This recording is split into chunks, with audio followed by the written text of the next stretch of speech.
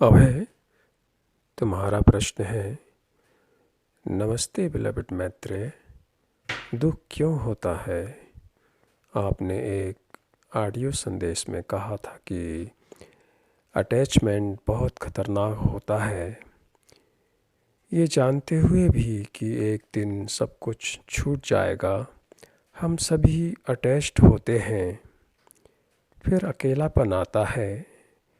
क्या आपने अपने जीवन में ऐसा कुछ महसूस किया है? अपने अनुभव को साझा करें। अभय, दुख का कारण है स्वयं का केंद्र, self centred way of life. Self centred स्वयं स्वकेंद्रित जीवन जीना, वहीं से ही दुख का आरंभ है। क्योंकि ये सीमित और लिमिटेड है। केंद्र हमेशा लिमिटेड होता है, नैरो होता है, और स्वकेंद्र से ही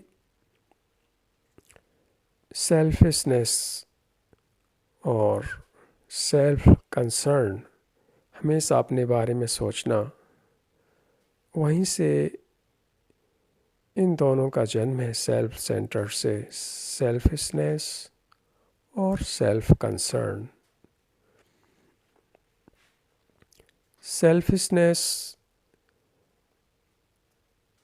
का जो सही अर्थ है वह है कि किस तरह मुझे एडवांटेज मिले हर जगह,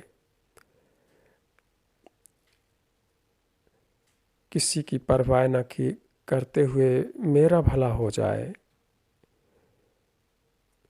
मैं हमेशा प्रथम रहूं पंक्ति में, परीक्षा में, समाज में, परिवार में, मित्रों में हमेशा पहला नंबर हो, वहाँ खड़ा हो रहूं। और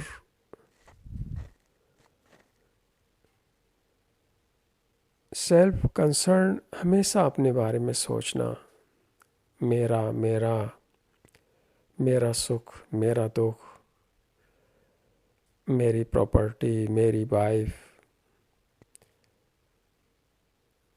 मेरा हस्बैंड, मेरे बच्चे, मेरे परिवार के सदस्य, मेरा धन, बैंक बैलेंस, मेरी कार, मेरा फर्नीचर, हाउस, प्रॉपर्टी, लैंड, मेरा गुरु, मेरा भगवान, मेरा सेल्फ कंसर्न ऑलवेज, हमेशा अपने को जोड़कर संबंधित होना ही सेल्फ कंसर्न है। स्वयं के बारे में निरंतर सोचना है। और ये सब विचारों के द्वारा होता है, और विचार बहुत ही संकीर्ण है, नैरो है, लिमिटेड है। और विचार समय को जन्म देते हैं।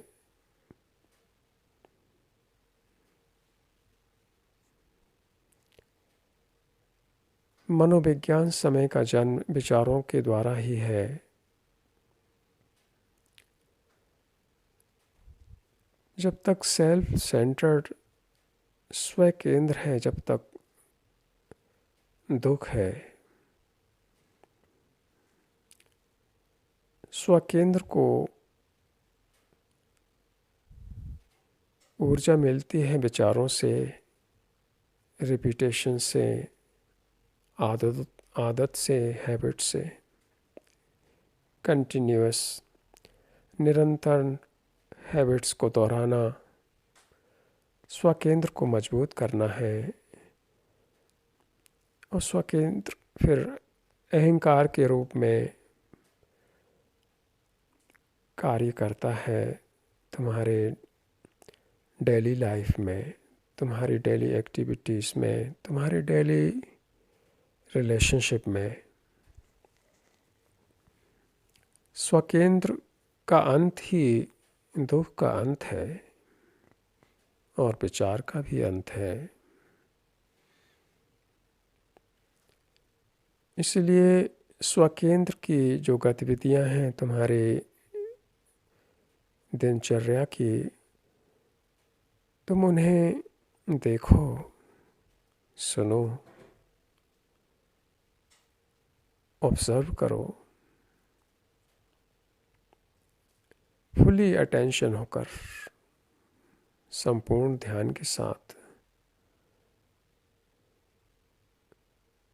उस संपूर्ण ध्यान से देखने से स्वकेंद्र का गिर जाना है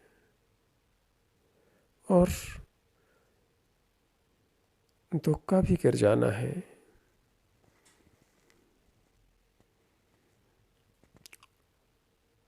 दुख का बहुत बड़ा मेजर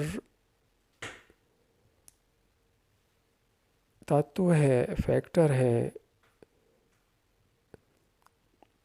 वर्ल्डली थिंग्स, जो सांसारिक चीज़ों के लिए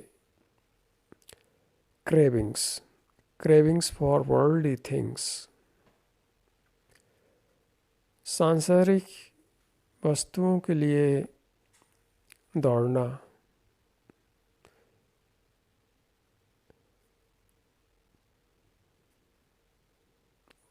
ये कैसे मिल जाए, और सुख के पीछे दौड़ना। तुम समझते हो कि सुख मिल जाएगा तो तुम्हारा दुख का अंत हो जाएगा।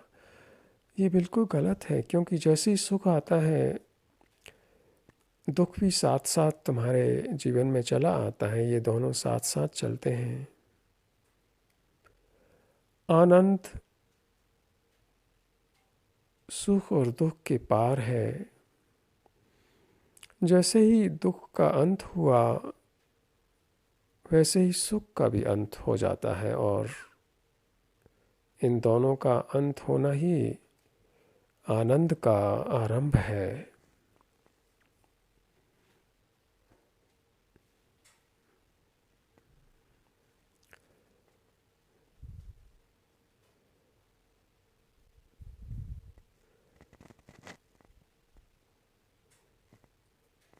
जब तक दुख है, और हर मनुष्य दुख में है,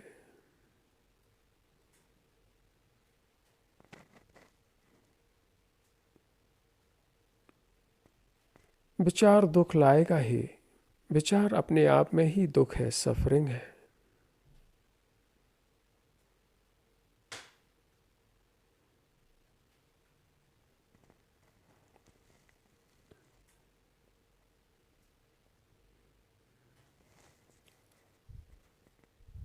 जब जब तक तुम अपने दुख का अंत नहीं करते हो, तुम्हें अंतर्दृष्टि नहीं मिल सकती।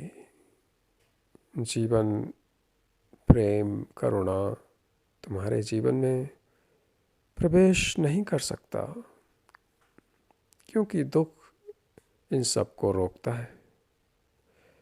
क्योंकि दुख का जो सेंटर है वो स्वयं है।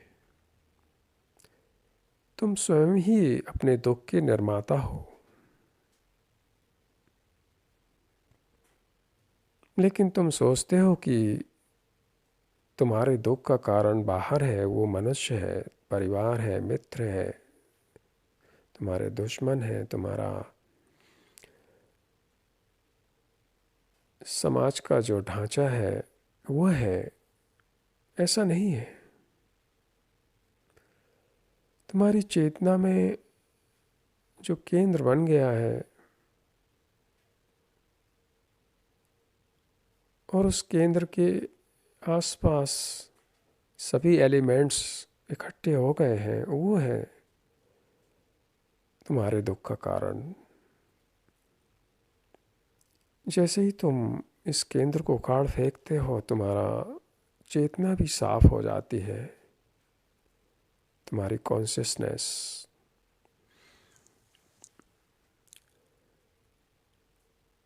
और दुख आता है कुछ खो जाने से, क्योंकि तुमने मृत्यु को जीवन से अलग कर रखा है, अलग करके देखते हो, इसलिए ये अलगाव भी एक कारण है दुख का।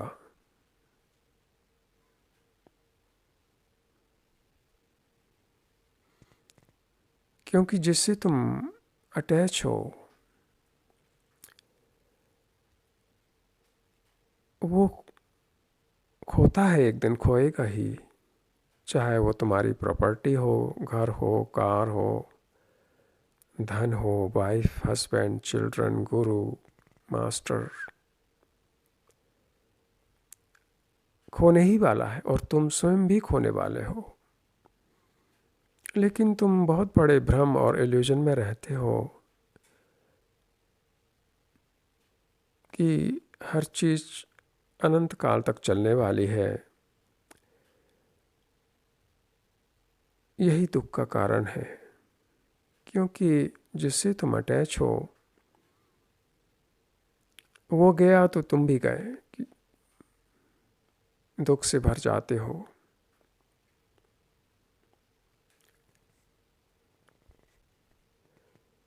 खोने का जो भय है, डर है, वह एक बहुत ही बड़ा फैक्टर है, कारण है दुख का।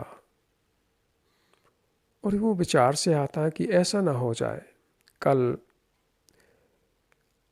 ऐसा ना हो जाए कि मैं ये अपना जॉब खो दूँ, या अपनी पार्टनर को खो दूँ, वाइफ, हस्बैंड या चिल्ड्रन मुझे छोड़ दें।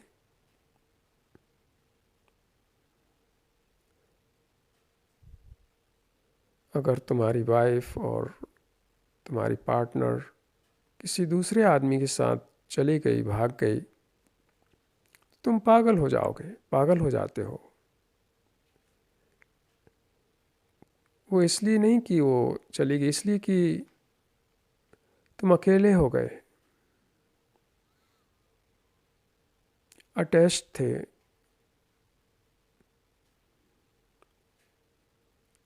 तुम्हें डर लगता अब क्या होगा मेरा।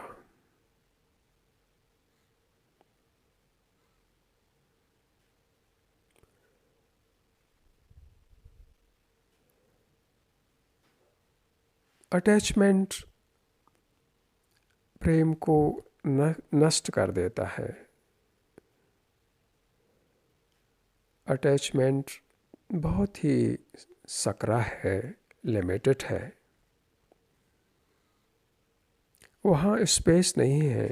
और जहाँ स्पेस ना हो वहाँ केंद्र का जन्म है, स्वकेंद्र का जन्म है।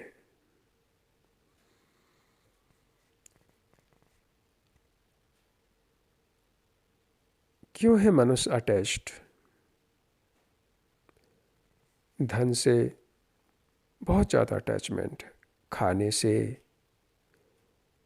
अपनी वाइफ से बहुत अटैचमेंट है कि ये चली ना जाए हाथ से। तो तुम्हारे सब कंफर्ट जो मिलते हैं तुम्हें, खाना,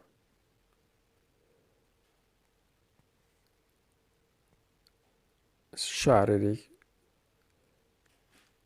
कंफर्ट, मनोवैज्ञानिक कंफर्ट, वो सब उसके चले जाने से सब खो जाते हैं। तो तुम्हें बहुत भय है, तो तुम पकड़ते हो। अटैचमेंट का मतलब ही पकड़ना है। और जैसे ही तुम पकड़ते हो तुम लाइफ को ख़त्म कर देते हो। लाइफ, क्योंकि लाइफ तो मूवमेंट है, गति है, बहाव है। तुम कैसे पकड़ सकते हो उसे? क्या तुम बहती नदी को पकड़ सकते हो? जीवन की गति बहती नदी से और भी तीव्र है।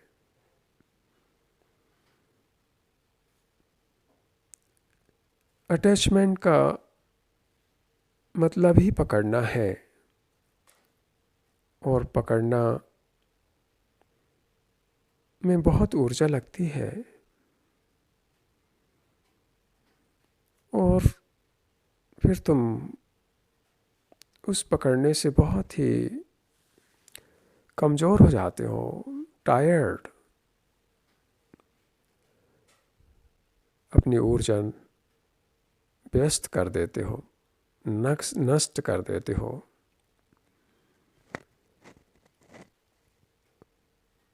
कहाँ है जड़ें अटैचमेंट की? क्यों है मनुष्य अटैच्ड?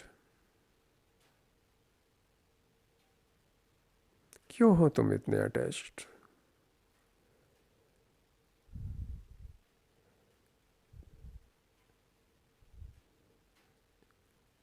तुम अगर जड़ों में जाकर देखो तो पाओगे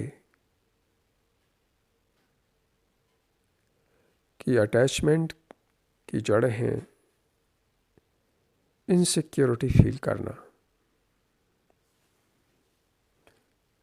तुम इनसिक्योर हो, असुरक्षित फील करते हो। हर मनुष्य, पूरे विश्व में हर मनुष्य असुरक्षित, इनसिक्योरिटी में जीता है। और इनसिक्योरिटी में जब आदमी जीता है तो उसकी जो डिमांड है वो है सिक्योरिटी कैसे मिल जाए। तो वह फिर सिक्योरिटी की खोज में निकलता है। धन में सिक्योरिटी मिल जाए, वाइफ, हस्बैंड, चिल्ड्रन, प्रॉपर्टी में मिल जाए सिक्योरिटी, या फिर गॉड, धर्म, गुरु, मास्टर में मिल जाए सिक्योरिटी, परिवार में मिल जाए सिक्योरिटी। वो हर जगह सिक्योरिटी तलाश करता है। देखा जाए, तुम देखो, अगर आँख खोलकर देखते हो कभी आँख खोलकर कि नहीं? मनुष्य हर समय सिक्योरिटी की खोज में है।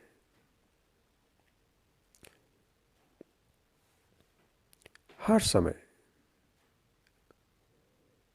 प्रत्येक क्षण, प्रत्येक मिनट और प्रत्येक दिन तुम सिक्योरिटी की खोज में हो। और ऐसा ही मनुष्य अटैच हो जाता है।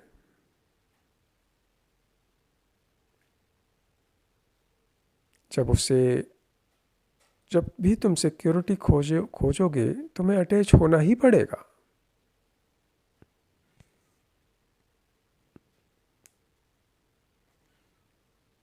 अगर तुम अपनी सिक्योरिटी तुम अपनी वाइफ और हस्बैंड में खोज रहे हो कि ये मुझे बचाएगी या ये मुझे बचाएगा, ये मुझे सपोर्ट करेगी या सपोर्ट करेगा, तो तुम उसे पकड़ोगे। फिर जैसे ही तुमने किसी को पकड़ा तो तुमने उसका फ्रीडम नष्ट किया और अपना भी नष्ट किया।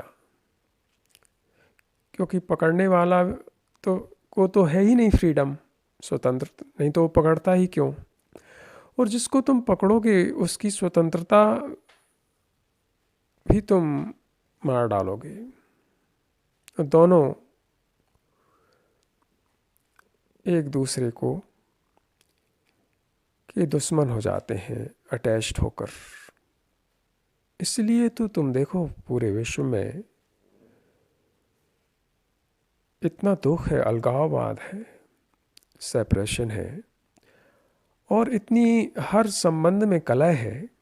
हर वाइफ और हस्बैंड एक दूसरे के दुश्मन है। और ऐसे ही लोग परिवार को जन्म देते हैं। जो परिवार में बच्चे आते हैं वो भी एक दूसरे के दुश्मन है। ये एक तथ्य है, ये कोई थ्योरी नहीं है।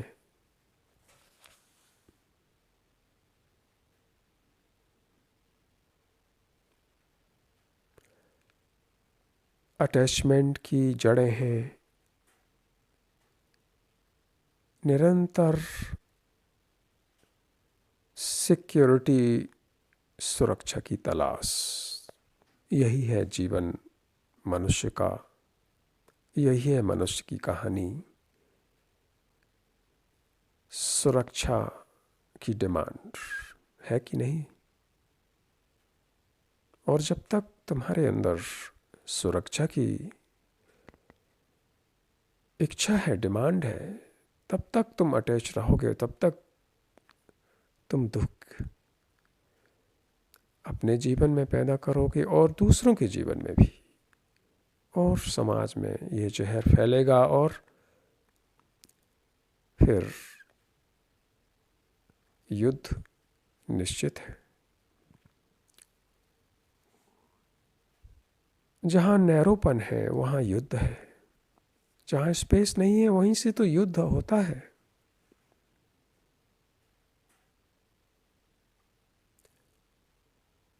वहीं से तो वर्ल्ड वार होता है। क्या तुमने कभी कोई प्रश्न किया कि जब भी फर्स्ट और सेकंड वर्ल्ड वार हुआ, जिन्होंने भी ये शुरू किया वो बहुत नैरो माइंडेड थे।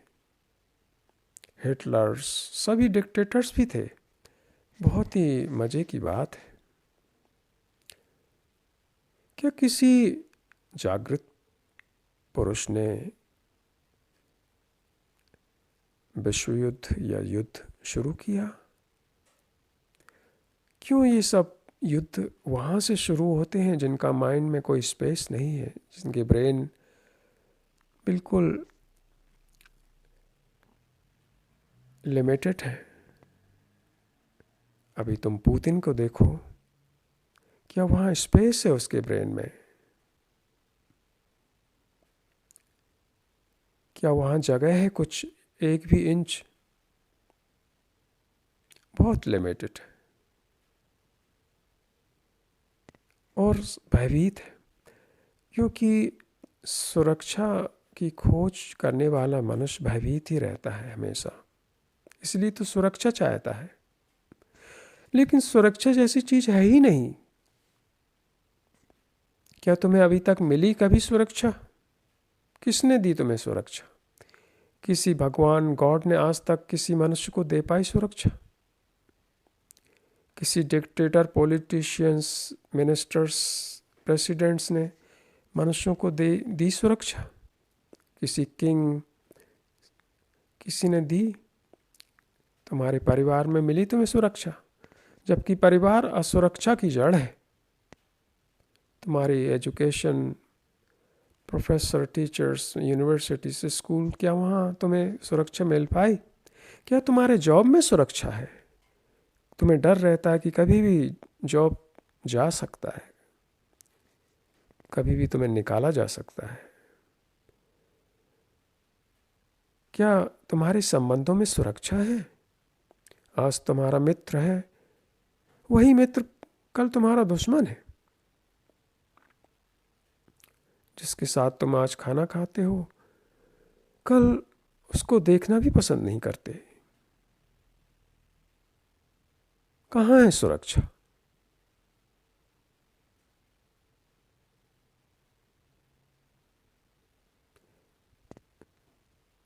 तुम कभी प्रश्न नहीं करते बहुत गहरे में जाकर?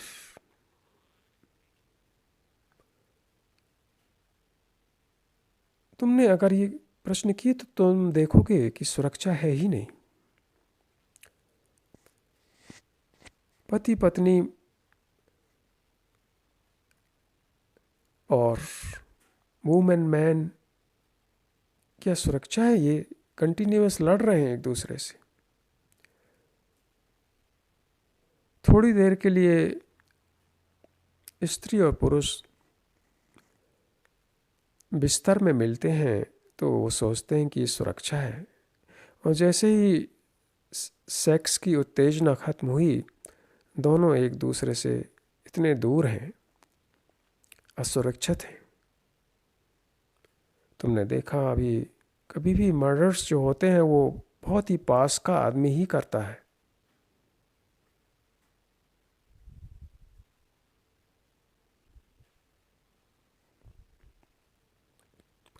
तुम आँख खोल कर देखो क्या हो रहा है हर पल तुम्हारे बगल में ही, तुम्हारे कोने में जहाँ तुम रहते हो। ये सभी घटनाएं घट रही जो मैं बता रहा हूँ, हर पल, हर जगह, हर कोने में, हर कंट्री में, हर परिवार में, हर समाज में, हर संबंध में। कहाँ है सिक्योरिटी? फिर भी तुम्हारा भ्रम नहीं जाता, तुम सोचते हो कि यहाँ मिल जाएगा, इस मास्टर गुरु के विश्वास करने से तुम्हें सिक्योरिटी मिल जाएगी। लेकिन वो खुद इनसिक्योर्ड है। तुम्हारा मास्टर गुरु तो और भी ज़्यादा इनसिक्योर्ड है। वो और भी ज़्यादा प्रॉपर्टी इकट्ठी करने में लगा हुआ है, अपने ज्ञान को इकट्ठा करने में लगा हुआ है। वो अपने एनलाइटनमेंट को और बढ़ाने में लगा हुआ है और हजारों उपायों और मेथड्स को बेचने में लगा है, जिससे कि उसकी सिक्योरिटी है तुम्हें पजेस करने में। वह सोचता है तुम्हारा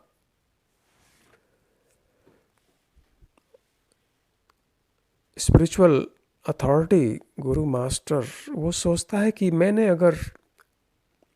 अगर हजारों और लाखों शिष्य हो गए तो मैं सिक्योर हो गया, क्योंकि वहाँ से धन आएगा, वहाँ से रिस्पेक्ट आएगी, प्रॉपर्टी बनेगी। तो वो सिक्योरिटी ढूंढता है तुम में, और तुम सिक्योरिटी ढूंढते हो उसमें कि वो मुझे एनलाइटनमेंट दे देगा, वह मुझे उसका हाथ रख देगा मेरे सिर पर या थर्ड आई में। तुम देखते हो ना ये कॉमर्शियल गुरुज, वो तुम्हारी थर्ड आई में हाथ रखते हैं। अगर ये हाथ रखे तो सोचना ये फ्रॉड है, कभी भी मत रखवाना। फ्रॉड ही नहीं, फोनी, बहुत ही ईविल है, क्योंकि थर्ड आई जैसी कोई भी नहीं ओपन कर सकता किसी को कोई भी एजेंट के रूप में ये पावर नहीं मिला है सत्य से कि वो अपना हाथ, अपना अंगूठा रखे तुम्हारी थर्ड आई में तो वो खुल जाएगा। ये बिल्कुल बहुत ही बड़ा असत्य है और बहुत ही खतरनाक फ्रॉड है। ज़रूर अगर कोई जागा हुआ मनुष्य कुछ छूता है तो इसलिए नहीं कि वो तुम्हें ओपन कर देगा तुम्हारे थर्ड आई को या किसी चक्र को। वो तो प्रेम, करुणा है, वह काम करती है।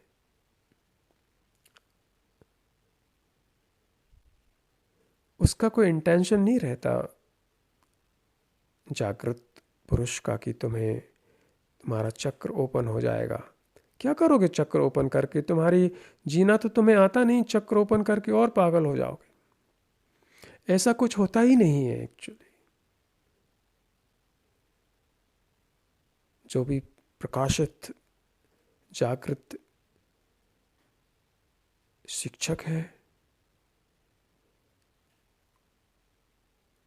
उसकी जो शिक्षा है, टीचिंग है, वो छू जाती है तुम्हें। वह फाउंडेशन देती है, वही है। वो उससे भी गहरा है कि वो तुम्हें कहीं पर हाथ रख दे। ये सब बहुत ही ब्लाइंड अविश्वास है, और ये भी एक कारण है अटैचमेंट का।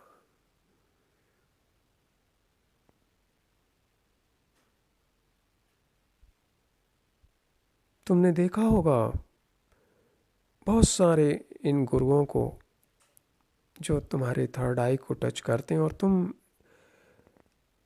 तुम भी नाटक करते हो, ऐसा इमोशनल हो जाते हो और ऐसा दिखाते हो कि बहुत एक्सटेसी में हो, आनंद में हो, और एक दो साल बाद तुम फिर उसी कचरे में मिलते हो। कहाँ हो फिर तुम? क्यों नहीं बदलता तुम्हारा जीवन? कितने लोगों को छुआ इन लोगों ने, कुछ भी नहीं हुआ। तो ये सब बहुत खतरनाक चीज़ें हैं। ये सब अटैचमेंट है। तुम्हारा अनुयायी और तुम्हारे जो तथाकथित गुरु, सद्गुरुस, भगवान और जो भी हैं, इन सब का तुम्हारा संबंध बहुत ही नैरो है, अटैच्ड है। इसलिए वहाँ दुख है, इसलिए वहाँ एनलाइटनमेंट का फ्लावरिंग नहीं है। एनलाइटनमेंट होता है अंतर्ज्ञान की ऊर्जा का खिलावट नहीं है, समझ नहीं है। अटैचमेंट प्रेम को नष्ट कर देता है, इसलिए अटैचमेंट का नष्ट होना प्रेम का आरंभ है। अटैचमेंट को तुम नष्ट कर सकते हो इसी समय। अगर ये समझ गए, अभी जो बोल रहा हूँ, अगर तुम यात्रा कर रहे हो मेरे साथ सुनने की, अगर तुम सुन रहे हो निर्विचार होकर, तो तुम्हारा अटैचमेंट जलकर राख हो जाएगा। जब तक तुम अटैच्ड हो, तुम्हारा जीवन अनंत दुखों का स्रोत है, अपने लिए और दूसरों के लिए।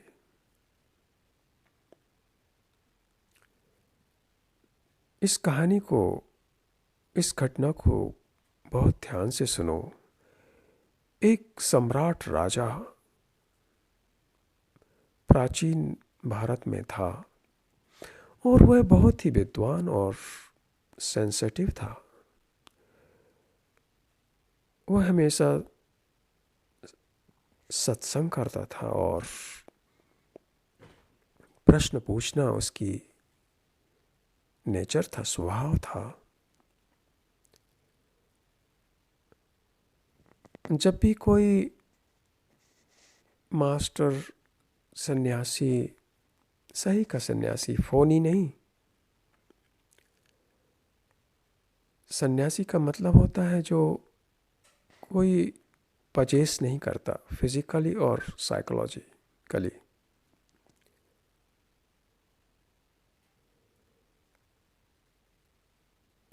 इसी तरह के कोई भी लोग जब उसके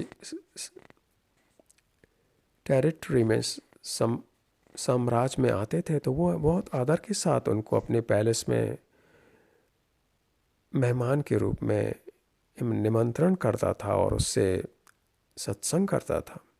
एक दिन एक बहुत ही फेमस मास्टर उसके साम्राज्य में आया, और तो उसके प्रधानमंत्री ने सम्राट को, किंग को बोला कि एक बहुत ही फेमस गुरु का आगमन हो रहा है अपने सम्राट में।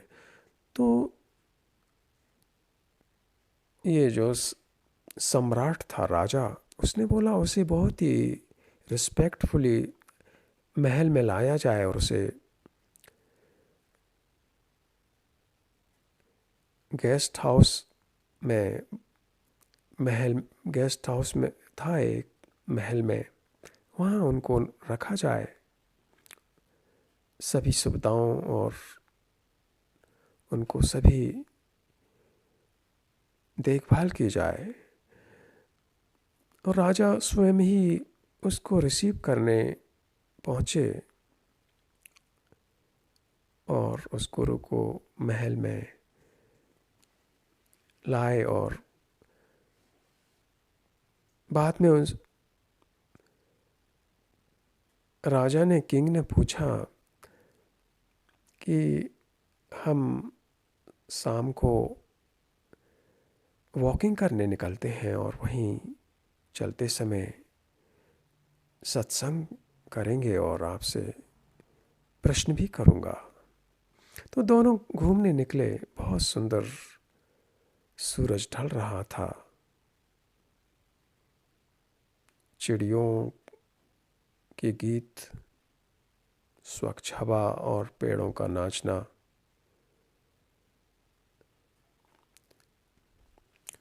राजा ने पूछा कि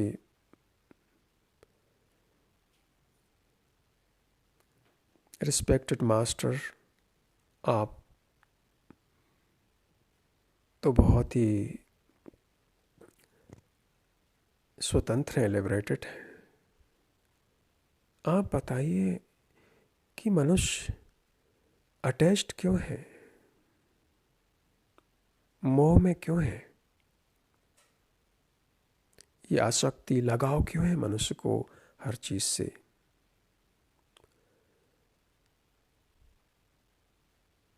मास्टर ने उत्तर दिया, कहा कि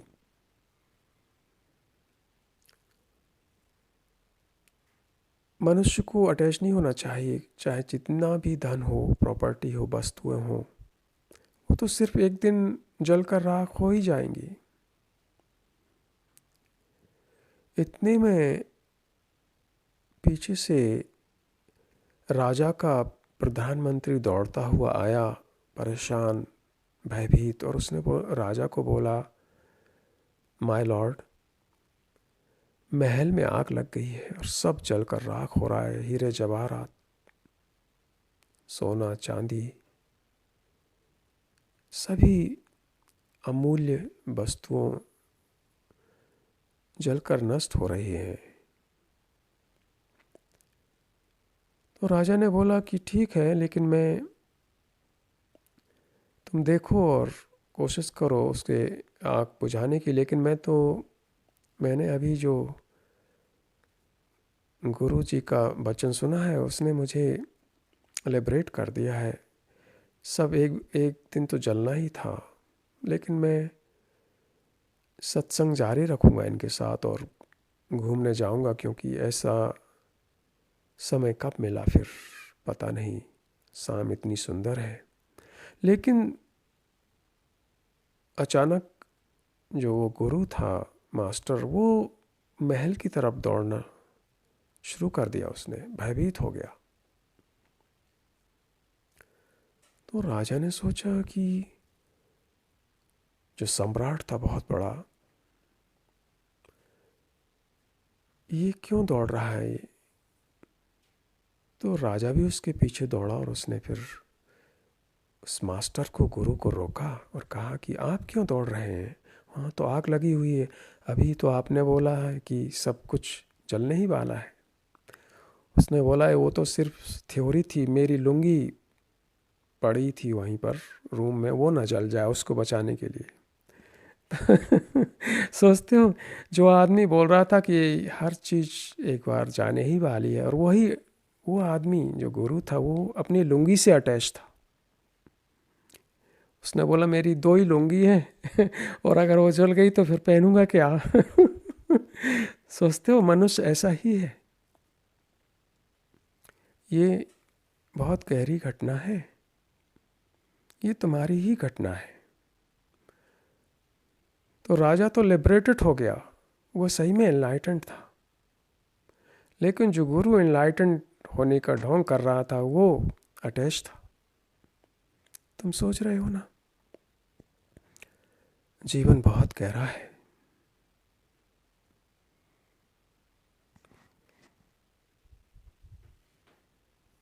और जब तक तुम अपनी आंखों से खुद ना देखो, किसी का अनुभव कोई काम का नहीं, मेरा भी नहीं। तुमने पूछा है अभय, मेरा अनुभव, मेरा कोई अनुभव नहीं है। मैं अनुभव में नहीं जीता, मैं देखता हूँ। और जब कोई देखता है तो वह अनुभव इकट्ठा नहीं करता, क्योंकि देखना ही प्रकाश है। फिर अनुभव की ज़रूरत क्या है। और अनुभव होता है तो वो फिर उसी समय ख़त्म भी हो जाता है। और यह है कि हर आदमी इस अटैचमेंट से गुजरा है। और जो भी शिक्षक हुआ है और है, उसने इस अटैचमेंट को देखकर उसका अंत किया है, तभी उसे समझ मिली है, नहीं तो नहीं हो सकता। ऐसा नहीं है कि कोई कहे कि मुझे दुख नहीं है, ये गलत है। हर आदमी चाहे कहीं भी रह रहा हो दुख से गुजरा ही है, गुजर ही रहा है, गुजरेगा ही। क्योंकि विचार की नदी में मनुष्य जी रहा है। तुम इसे बहुत ही गहरे में जाकर समझो, इसी को यात्रा कहते हैं।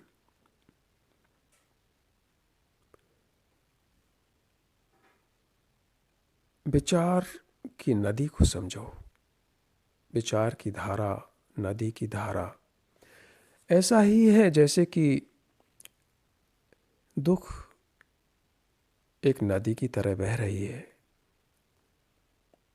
विचारों के रूप में, जिसमें समय है, दुख है, अटैचमेंट है, भय है, मोह है।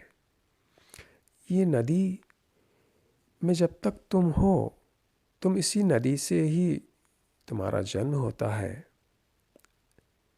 और इसी नदी में तुम फिर विलीन हो जाते हो, उसी धारा में। उसी सफरिंग की जो नदी है, वहीं से तुम्हारा जन्म हुआ है, हर आदमी का।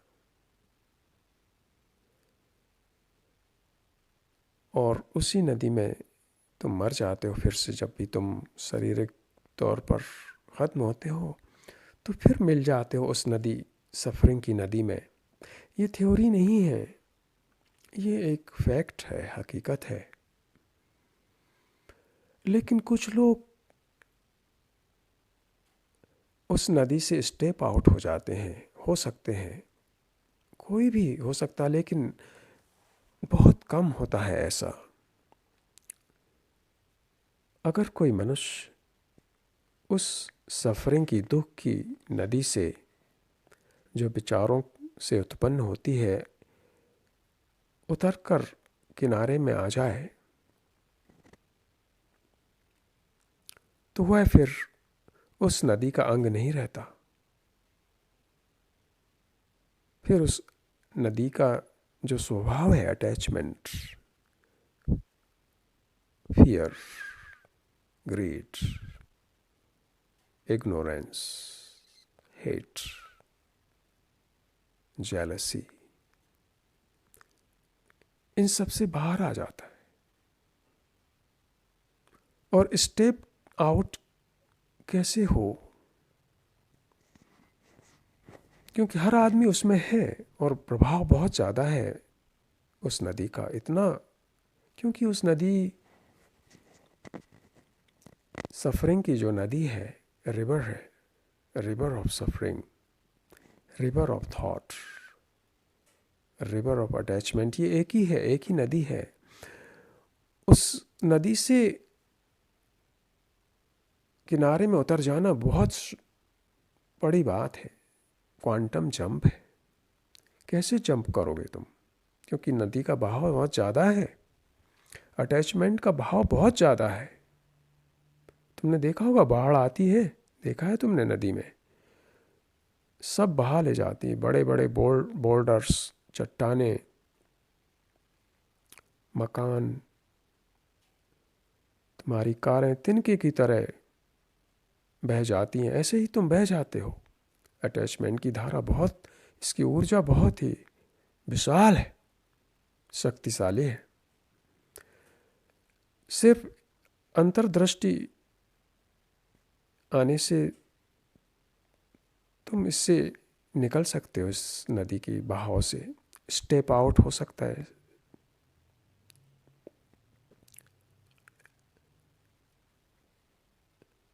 अंतर्दृष्टि, अगर तुमने देखा कि हाँ, मैं, सिर्फ इतना ही देख लेना कि मैं इस धारा का अंग हूँ, इस सफरिंग का अंग हूँ, कोई दूसरा नहीं है, सिर्फ मैं इसका अंग हूँ, ये अंतर्दृष्टि तुम्हें निकाल देगी। फिर ये समझ जाना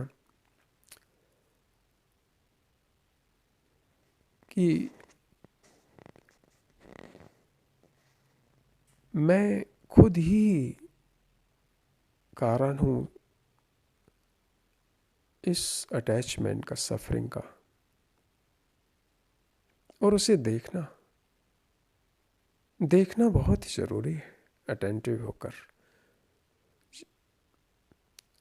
उससे तुम फिर इस नदी से बाहर हो गए उसी पल। फिर वह स्वभाव जो नदी का है वो तुम्हें नहीं छुपाएगा। फिर एक अलग ही ऊर्जा का जन्म है तुम्हारे अंदर।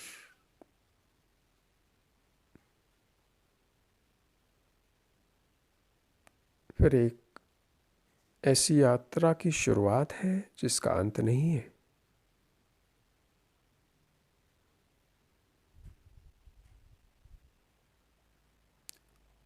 इस नदी से स्टेप आउट होना, स्टेप डाउन होना,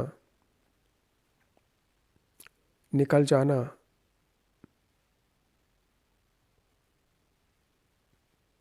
ही सत्य की खोज है। सत्य की सही में तुम्हारा मिलन है। फिर सत्य तुम्हें खोजता है, तुम सत्य को नहीं। जब तक तुम इस नदी में हो अटैचमेंट की, तुम सत्य को खोजते हो अटैचमेंट के द्वारा। इसलिए यह संभव नहीं है, असंभव है। जैसे ही इस नदी से तुम बाहर आए, निकल गए किसी तरह समझ के साथ, फिर सत्य तुम्हें खींचेगा। फिर तुम्हारा काम कुछ नहीं रह जाता। जो काम होगा वो सत्य का होगा। तुम्हारा काम इतना ही है कि तुम इस नदी से स्टेप आउट कर दो, एक कदम बढ़ाकर निकल जाओ।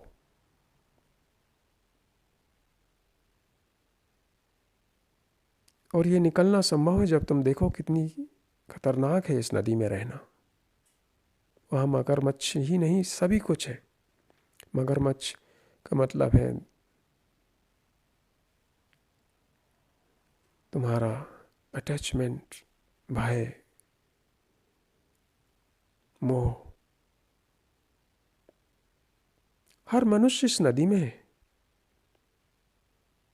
हर मनुष्य, कोई भी एक्सेप्शनल नहीं है। और जब भी कोई मनुष्य कभी कभी एक दो, जबकि होना चाहिए बहुत लोग स्टेप आउट हो गए उस नदी से, तो उनका प्रकाश बहुत लोगों को उस नदी से खींच सकते हैं बाहर। अगर तुम उस नदी से निकल आए बाहर एक कदम, तो तुम्हारा निकलना करोड़ों उन लोगों को उस नदी से बाहर निकालने में सहायता करेगा। उसी को शिक्षा कहते हैं।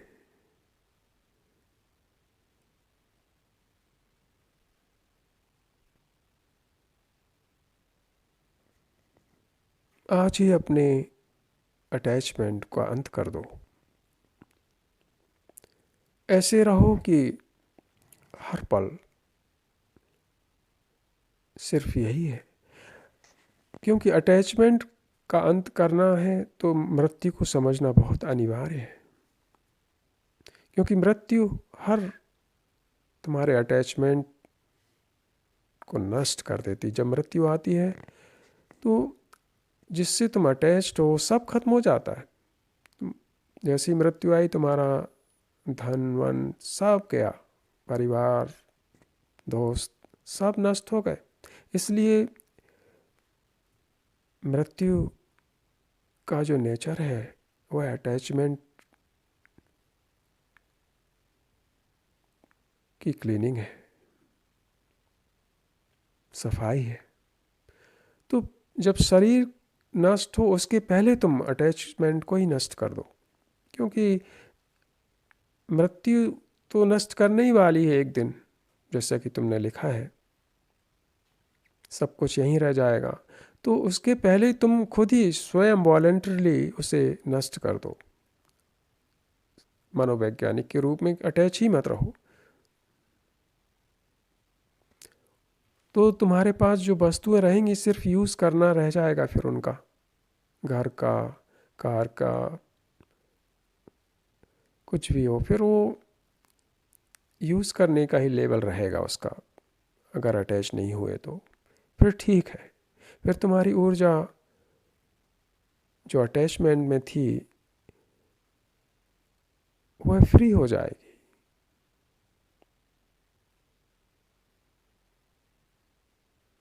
तुम हल्के हो जाओगे।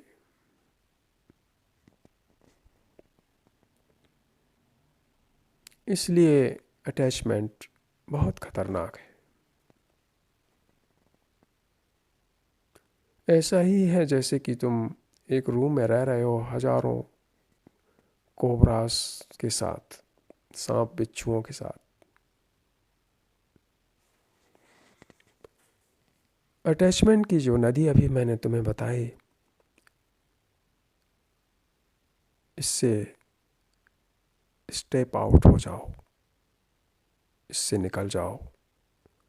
वही है सही में सिक्योरिटी, क्योंकि अटैचमेंट में कभी सिक्योरिटी है ही नहीं। सिक्योरिटी है सिर्फ प्रेम, प्रेम ही सिक्योर है और कुछ भी नहीं है। नमस्ते।